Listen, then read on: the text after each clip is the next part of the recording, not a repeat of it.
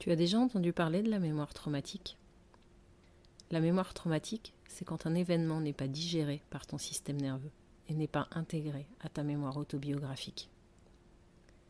C'est quand ton système interne n'a pas pu assimiler ce que tu étais en train de vivre, qu'il y a eu une surcharge émotionnelle et que cela a provoqué un court-circuit, une disjonction de ton système nerveux.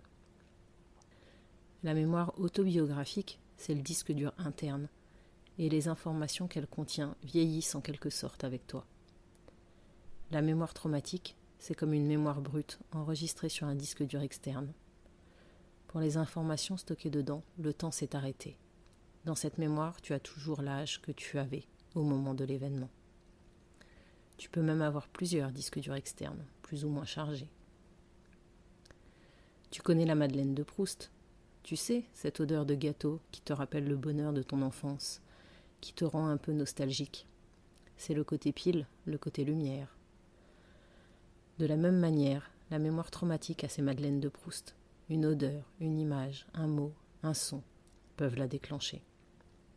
Sauf que là, ce n'est pas de la tendre nostalgie que tu vis, mais un plongeon dans l'ombre, avec des émotions qui s'expriment, à l'âge où elles sont bloquées, un système nerveux totalement dérégulé, une dissociation. Et tu ne comprends pas ce qui t'arrive, tu ne te reconnais pas, parce que si on ne t'a jamais parlé de la mémoire traumatique, comment tu peux savoir que c'est elle qui prend les commandes ? Comment tu peux la conscientiser ? C'est quand tu comprends ce qui se joue en toi que tu peux avancer, te délester de ces charges émotionnelles, réguler ton système nerveux, faire vieillir et intégrer ces événements à ta mémoire interne. Pourquoi je te parle de ça ? Parce que je vis avec une mémoire traumatique multiple et toutes ses conséquences.